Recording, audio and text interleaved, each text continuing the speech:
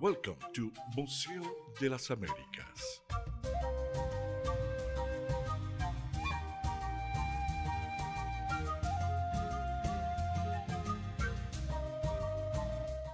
Hi, we're very happy to be here today with Mr. Irving Tragen. He has been involved with Museo de las Américas for many, many years. He's a visionary man, and we are just so happy to have a few minutes to talk to you about your vision and about your contributions to Museo de las Américas. How are you today, Irving? I'm doing just fine and delighted to be with you. Well, I'm honored to be chosen to do this interview because I have read so much about you. I have read so much about what you have done, and actually I just saw a video on YouTube that I was thinking about it because they just gave you an award in Berkeley where you study law. Do you want to tell us a little bit about that? Well, I was totally surprised when early this year I was informed by the director of International House in Berkeley and the chancellor of the university that I had been selected as the 2018 Global Ambassador of Peace and Public Service. And I felt so deeply moved by the honor that permeated all the concept of peace and public service permeated all of the years of my working life. And it was a very interesting part there because in the video they show obviously the award that they gave you and also a little bit about the International House and what it meant to be there and how you met your wife Ellie. So it's an incredible piece. So congratulations for that, and thank you for your time for this interview. Well, let me, I was a little kid from San Francisco who went to Berkeley in 1939, I think a little before you came onto the scene. And I discovered at International House a world that was well beyond what I had understood as a student growing up in San Francisco. Here was an area within the university in which you met people from all the corners of the world, and you could go to dance festivals with an opportunity to see customs and procedures that were totally alien to the ones that I had grown up with. And it just blew my mind. And when I was a junior in 1941, I applied to live at International House. And in 1942, I started living there. And in 1943, during World War II, International House left its large single building that had been contributed to the university by the Rockefeller Brothers Fund as an institution in which students from abroad and students from the United States could spend their lives, their university lives together, build friendships, and promote international understanding and peace. We moved from the big house into 4 fraternities, 2 for women and 2 for men. And we were a handful of US citizens with a large number of Latinos, some Asians, a few Europeans, a few Middle Easterners, but we created a community that was very unique. And in 1944, I had the opportunity to see a very beautiful, sparkling, auburn-haired, blue-eyed girl by the name of, they called her Bunny then. Her name was Eleanor Dodson. And Bunny was someone from the Central Valley of California. I sort of looked at her from afar and wondered, well, could I ever get to know her? And by one of those tricks of fate, of one of my friends in the dormitory where I was living made 2 dates for the same Friday night. And he asked me if I would take his second date, who was Bunny. Wow. And I went on the date. By the way, I lip read. I've never lost the feel for music. I could feel the vibrations, but my hearing had pretty much departed by that time. And I thought that girl was never going to go out with this nerd from the law school. And she said yes. And Bunny was engaged at that time to a pilot who was flying the hump from Burma to Chongqing. So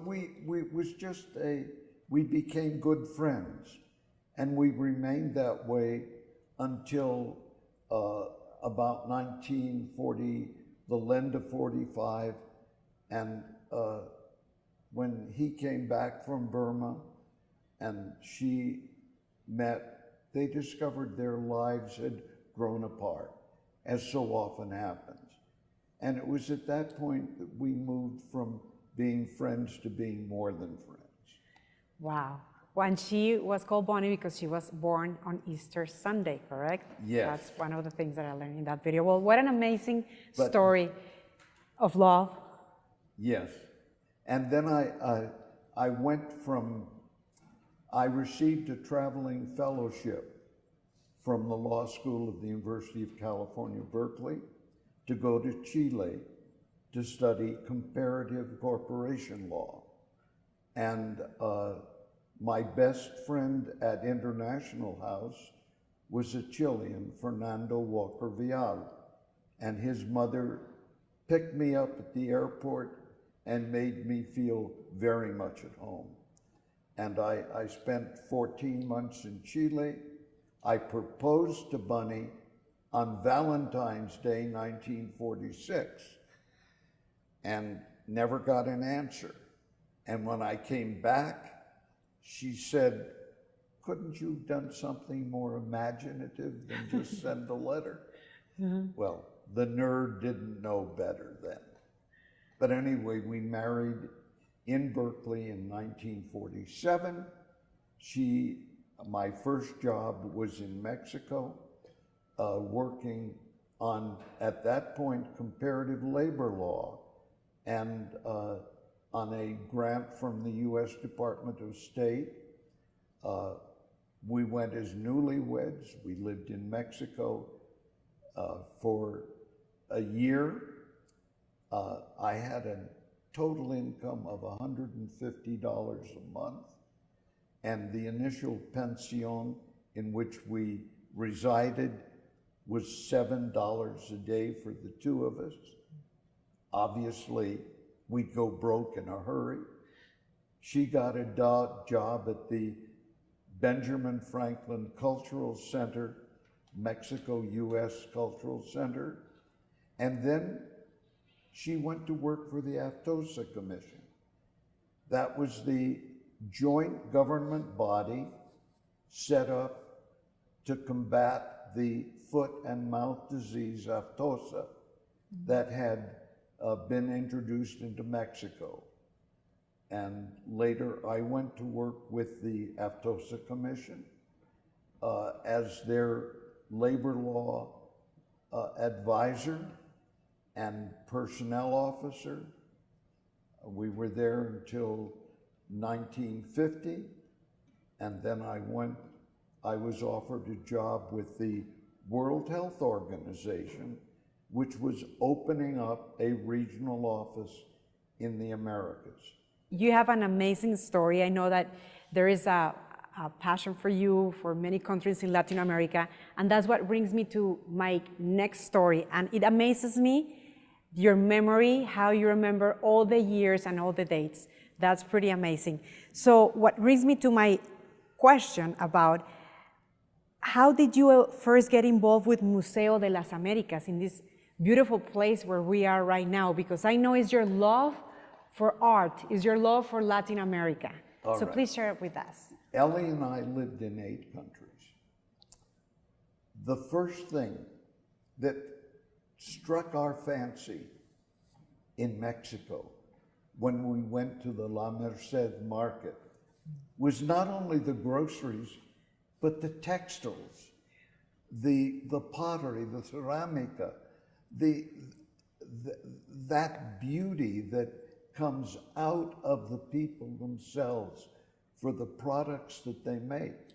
And I've said many times, we bought a pot instead of food because it was more attractive to us.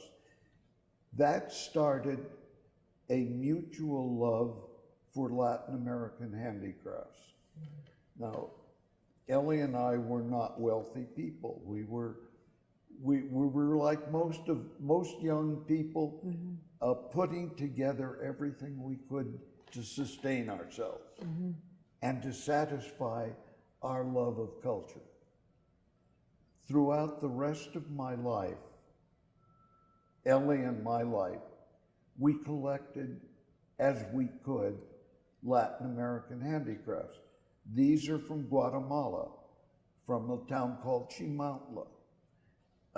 And every one of the 8 posts we had in Latin America, from each one we accumulated more and more handicrafts. When we retired in 1995, we discovered that we had more than we could ever display ourselves. And we did not want any of the pieces we had collected to sort of just disappear. Yeah. And we started looking around for possible permanent homes for the handicraft collection. And we dealt with a number of communities. The Smithsonian knew our collection. We had friends in Washington when we lived there. And we knew that if we gave it to the Smithsonian, it would join maybe 500,000 other objects that they had, but they had no display area for them. And that became more and more important to me as Ellie's health declined. And so we looked beyond the Smithsonian.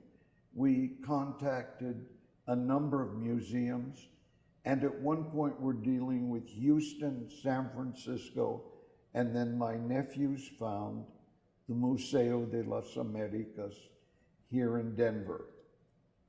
And Jose Aguayo was the executive director then, and Jose and I and Ellie had a conversation, and he came out to visit us in where we're living in California.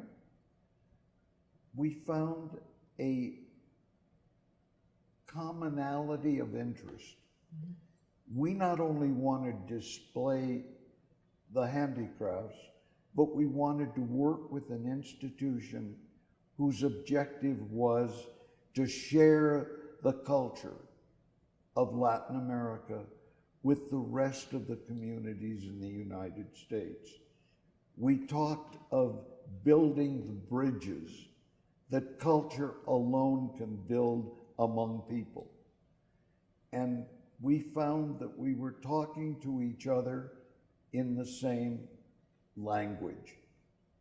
And that led us to agree in 1999, not only to give the collection to the museo, but to determine that when Ellie and I passed, 1/3 of our estate, which is in trust, would come to the museo to support the collection and the future of the museo. You mentioned 1999. That's almost 20 years. Did you ever think you would stay connected to Museo de las Américas for almost 20 years? Yes, we came here in 1999 for the first time. We came to one of the galas that the Museo gave. We had our first physical connection with them.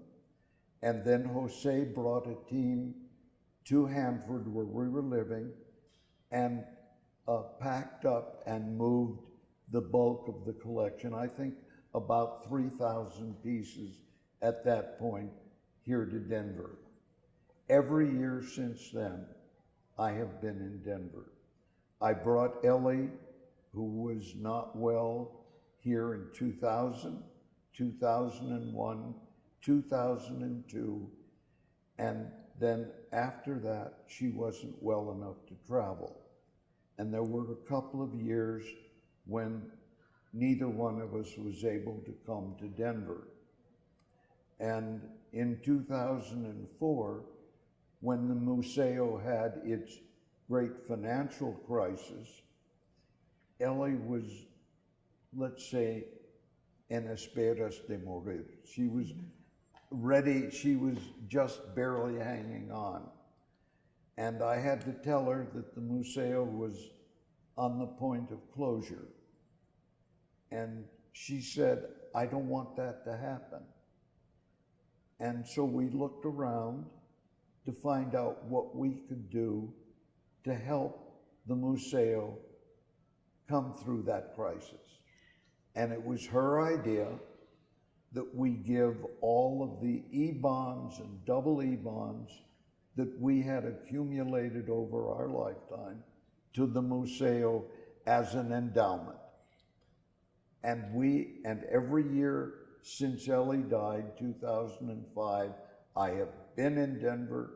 I have enjoyed this institution, and I've loved being involved with the people here. And we thank you for that. Then, in a way, you think that you're honoring Ellie's wishes? Oh, everything I do is in respect of her love of the handicrafts and her desire that the Museo survive and prosper. What do you think Ellie would say touch her heart at Museo? Why Museo? I find that a little difficult to answer in saying one. We're looking at these angels,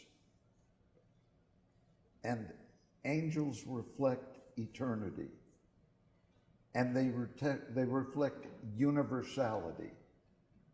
And the beauty of the relationship with the Museo is that you're constantly broadening your view of the world. The current exhibit is so different from any other that has been here. Or going into the Tragen gallery to look at a 19th century kitchen dining room or a comedor. They're broadening. And I would say her reaction would be, let it spread. Let the culture go forth. And I would think that would be the message that she and I would like to share together.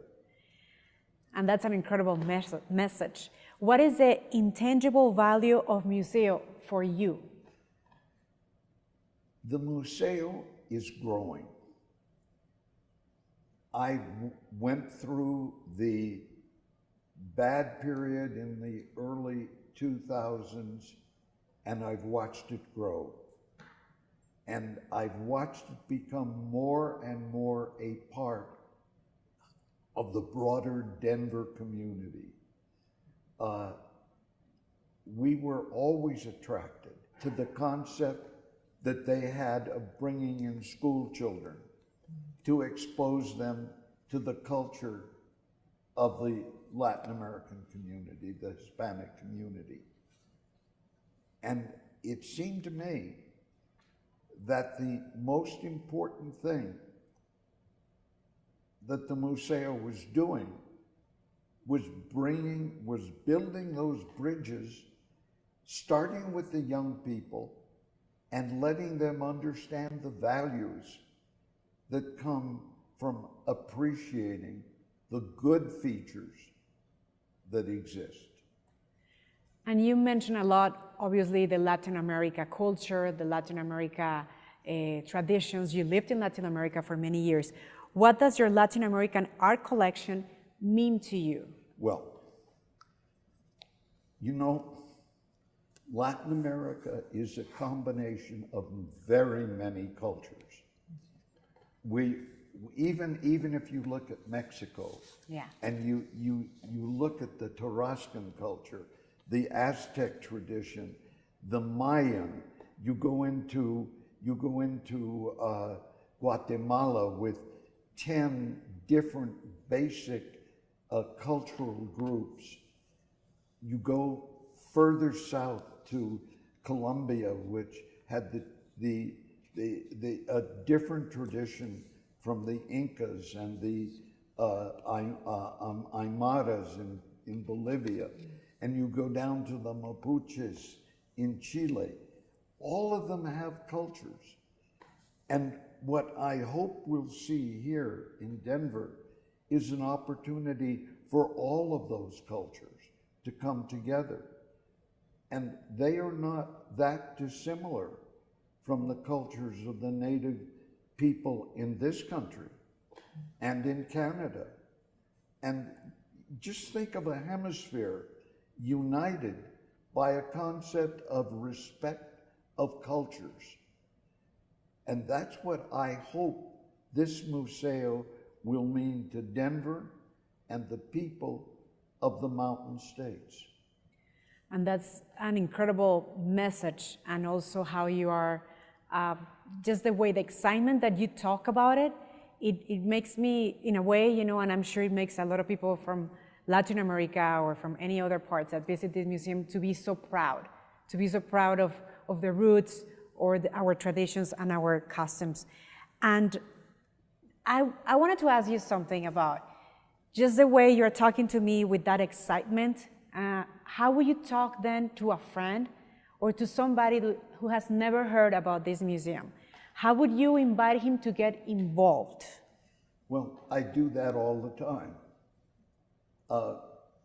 By the way, I have great respect for the European, the other European, the English, the American cultures. All of them form part of a vast tapestry.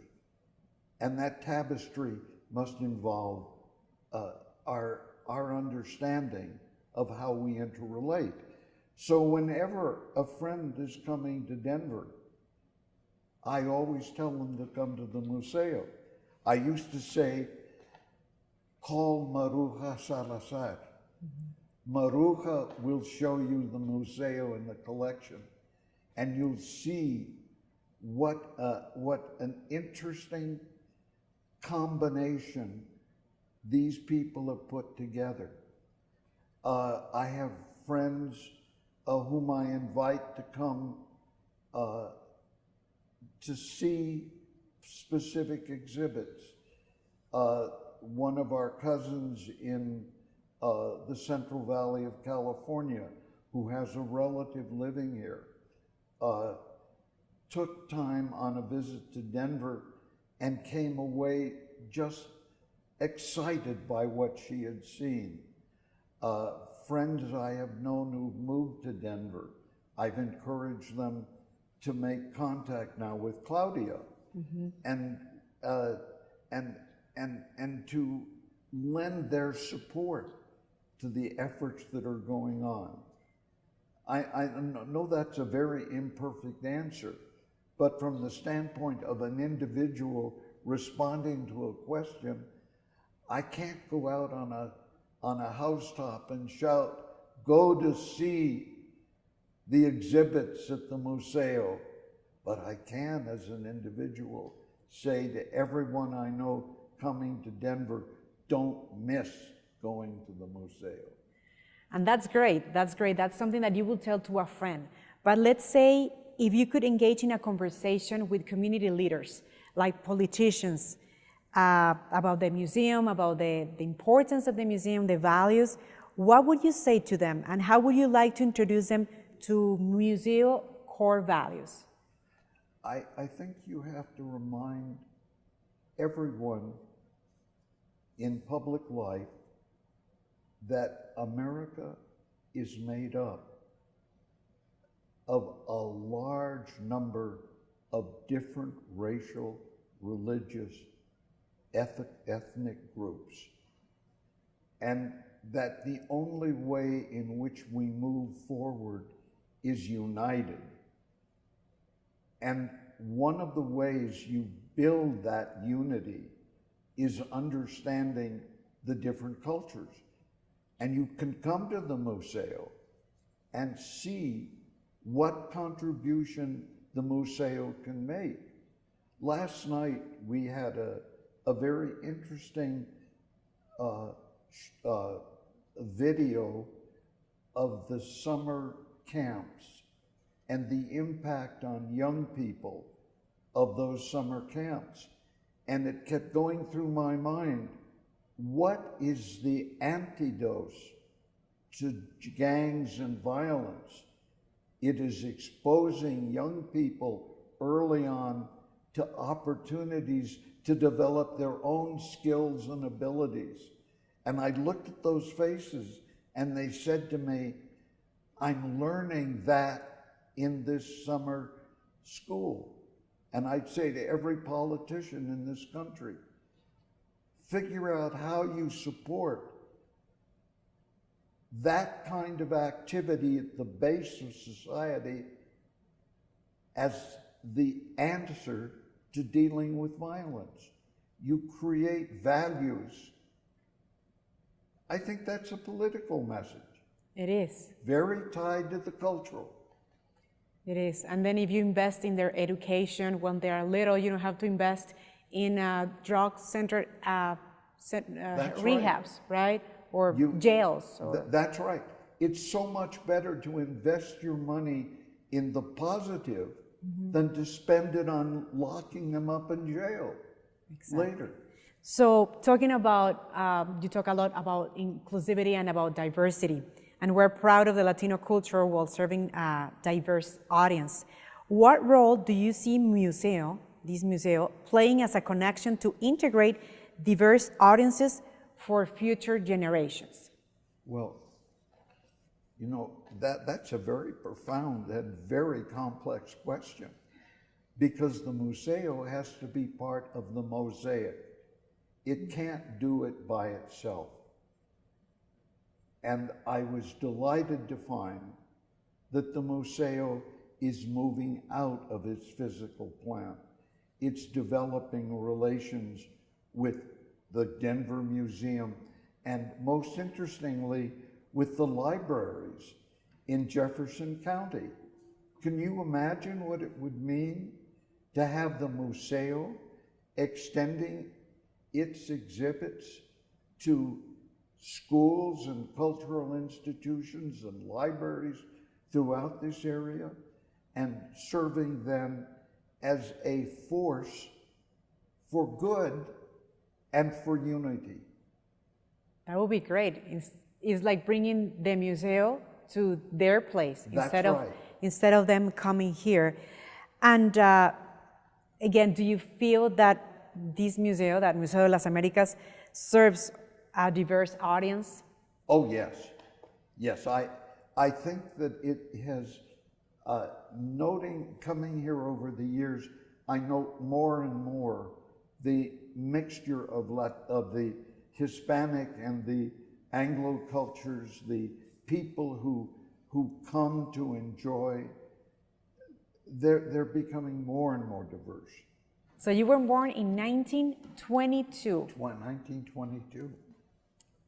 1920, there was the Mexican Revolution. Yes.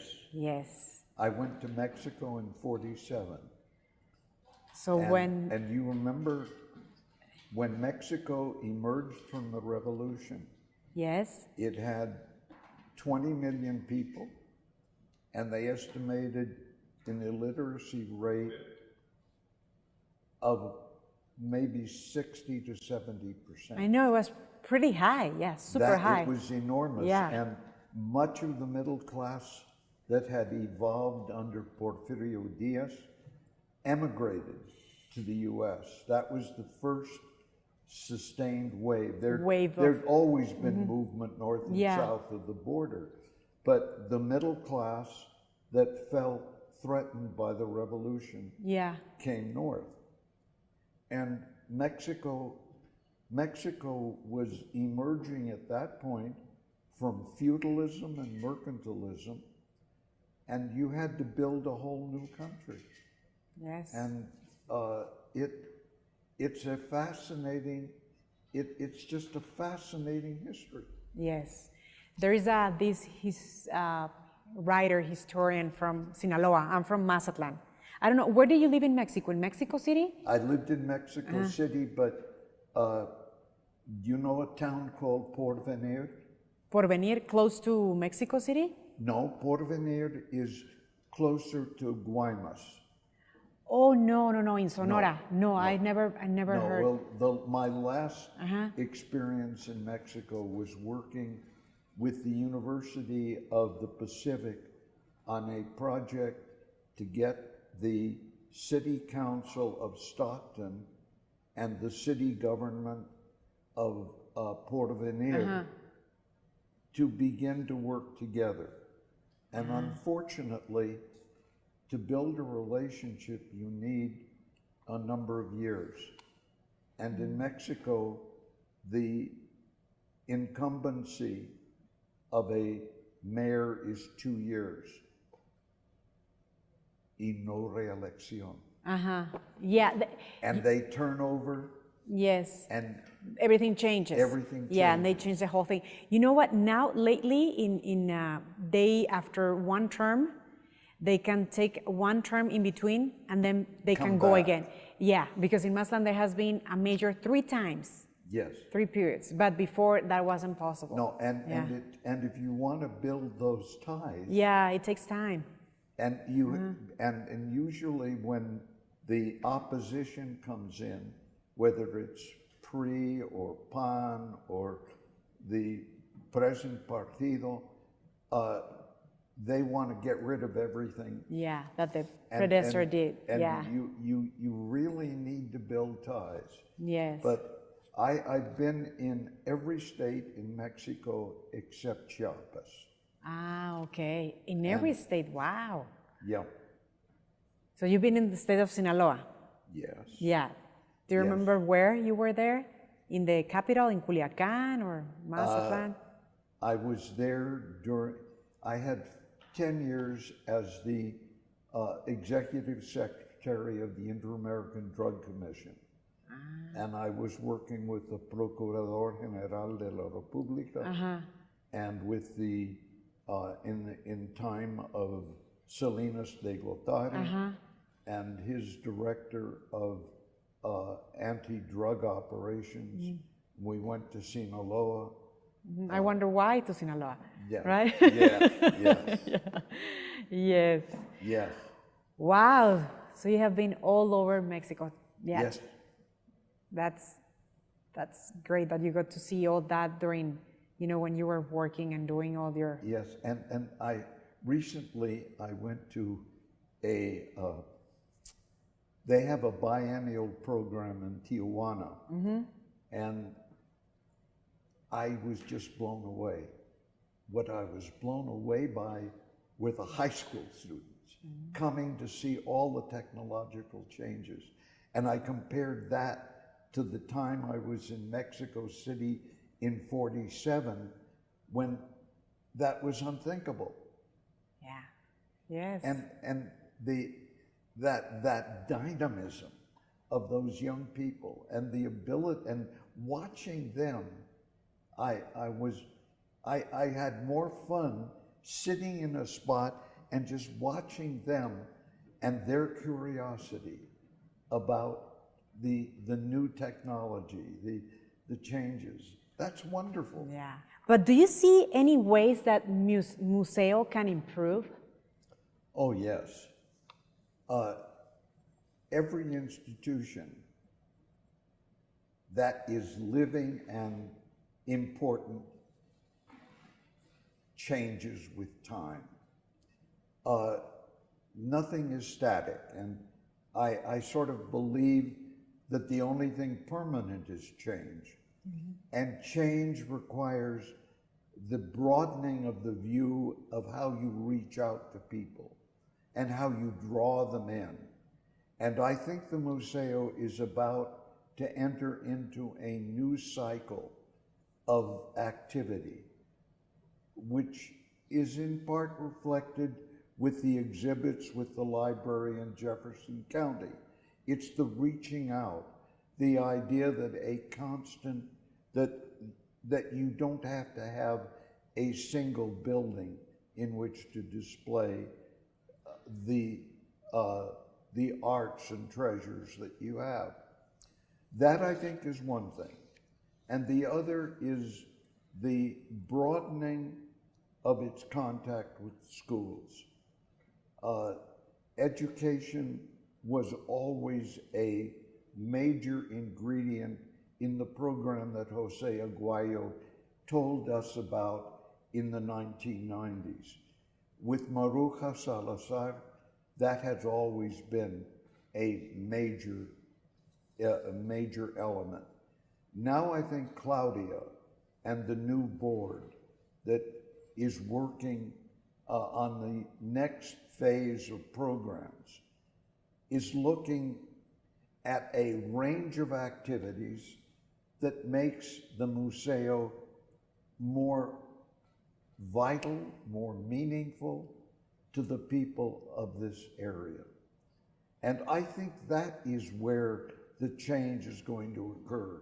I think we're going to see much more, we're going to see broader and more interesting exhibits, but we're going to see the Museo projected into the community. And that's great. That's great to hear. That's important. Yes. You have been an extraordinary visionary man. What is your vision of Museo for the future? Well, it's partly that.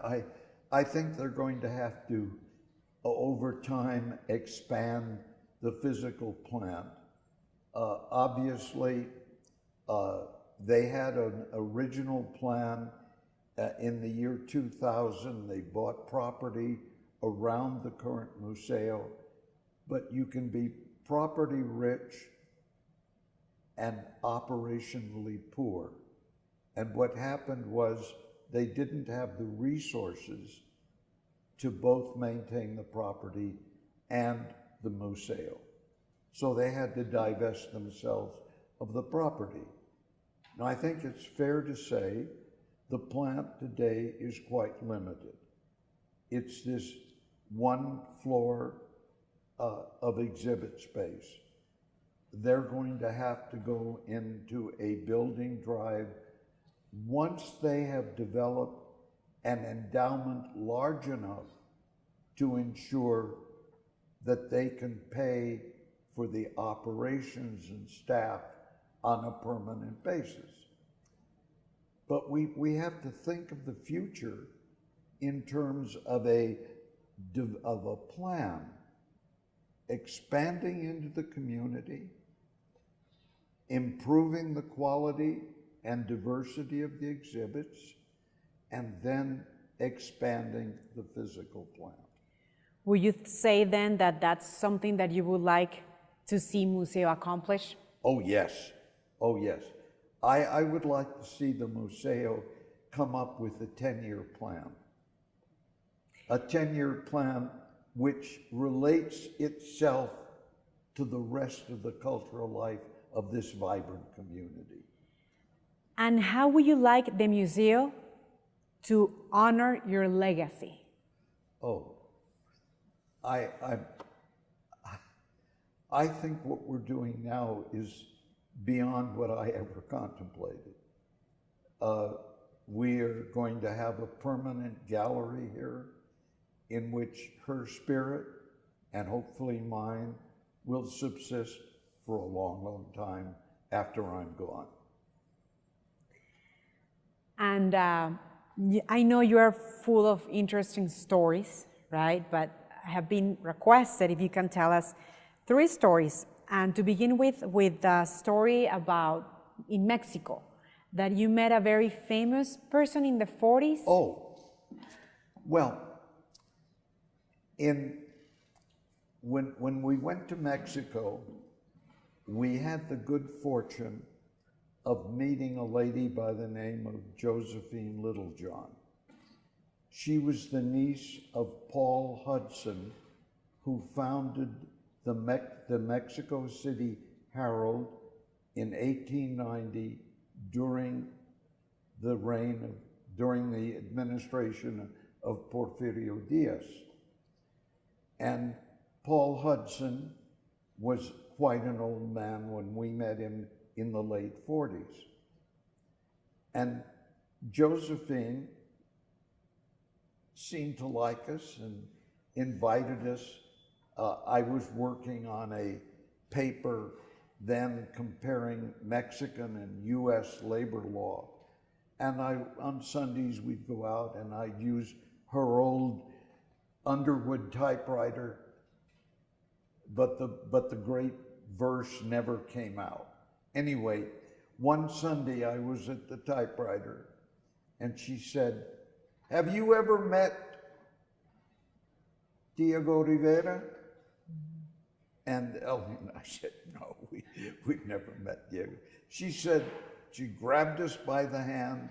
She said, "He's our neighbor." And she went down the hill, knocked on the door, and said to when the servant came, she said, "Is the maestro at home?"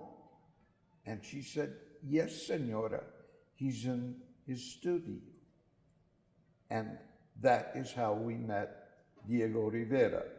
Whether he would remember it, we remembered it. Of course. So then you were in the south part of the city. You were in San Angel. We were in San Angel. In San Angel, yes. Yes. Did you get to meet Frida Kahlo?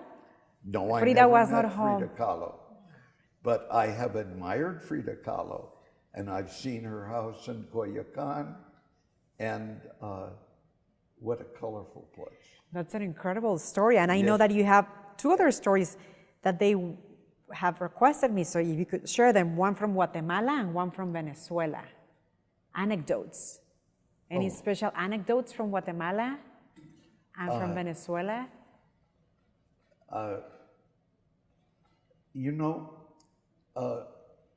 we were in Guatemala, and my job was as the chief of the U.S. mission to the Central American Common Market. We were working on the integration, which unfortunately didn't occur among the 5 Central American countries. Now with Belize, it's 6. In Guatemala,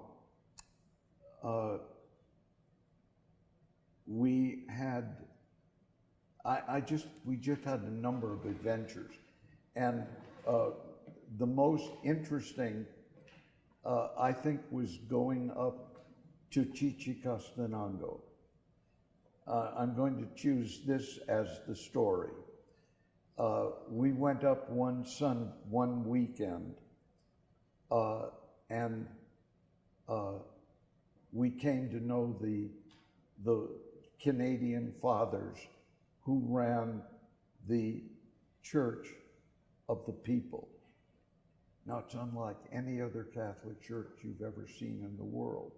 There's no Eucharist on the altar. There are no pews. The people, the shamanes, the local medicine men, control the entrance into the church. And the people come in to pray in their own way. If you have a problem of life or death, the shaman will take you to a place close to the altar, and you make your own little altar out of petals of roses and corn, and you talk directly to the Lord. And sometimes you shake your fist at the Lord because he isn't responding. If you've got a problem that's economic, you're usually in the middle of the church. If you've got a problem of love affair or less important, they'll put you closer to the door. And the shaman controls them. So they would know how much you were in trouble. That's right. Yeah.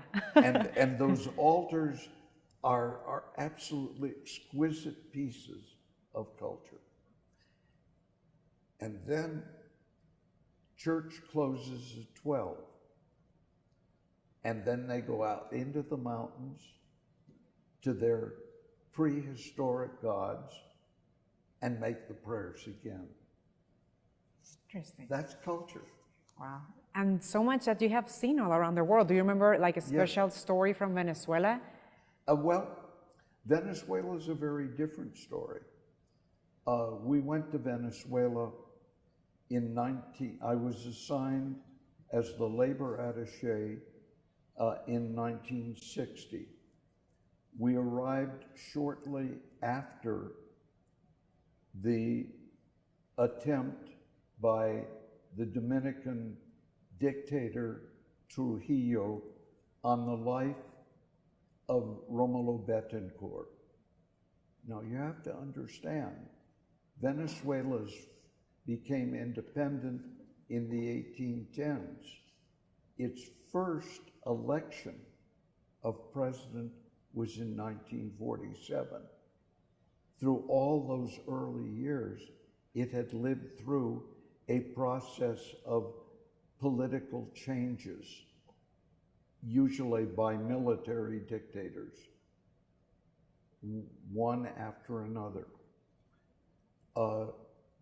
And the first president was Romulo Gallegos, the great Venezuelan author. And he lasted 1 year before the military staged a coup and took over.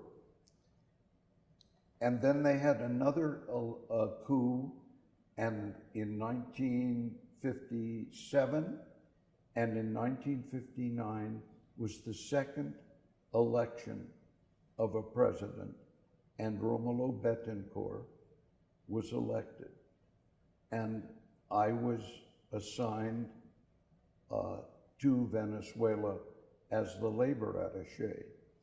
And the labor movement was a very strong element in the support for the left-center government, which was called the ADECOS. They had a right-center COPE. They had a little further left party called the IRD, but the elected power was that of President Betancourt. And the experiences as a labor attaché, working with a labor movement that had been decimated by military dictatorship, and the military dictator had an alliance with the communists inside the country. He was an anti-communist internationally, but he used the Communist Party to tell him what his enemies were doing at home. Anyway, the labor movement took back the ADECO COPE labor movement, took back the unions from the communists. And one of the things we did there was to develop a booklet called the Carta Obrera, in which I tried to describe what a union was, how it operated, how you maintained the books, what collective bargaining was, a primer that we could use to help create a democratic labor movement within a more democratic society. That led to some problems, and anyway, I think at this point, I don't want to dwell on the other issues. I want to leave on a positive note. Correct. And I'm sure you have amazing stories that throughout your life. Have you written a book, or are you thinking about writing your memories? I have a book that is now in the hands of a publisher. Okay. And I called it Two Lifetimes as One, Ellie and Me and Foreign Service.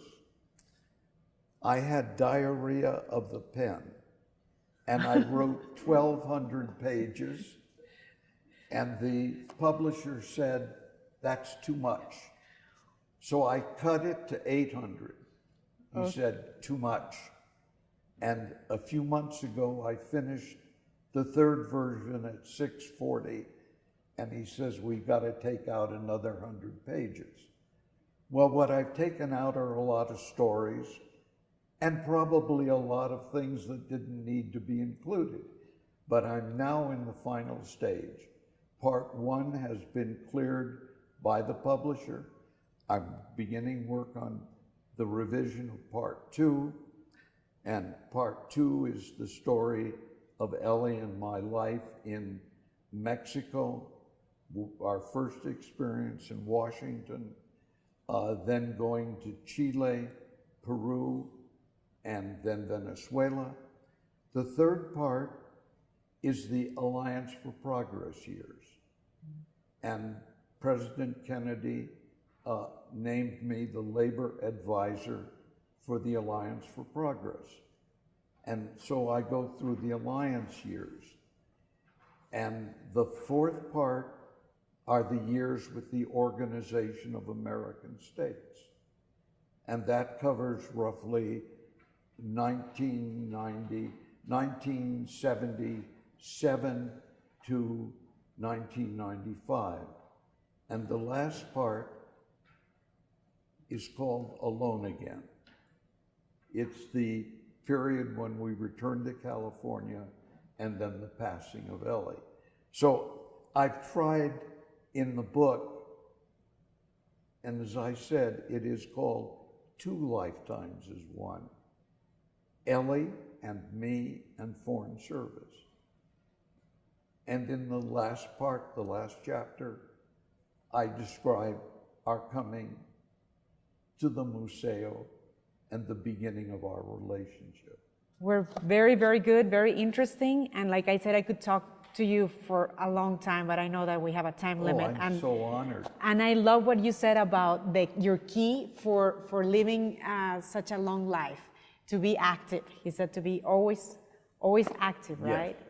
When your mind stops, you're dead. So your mind needs to keep going, That's right.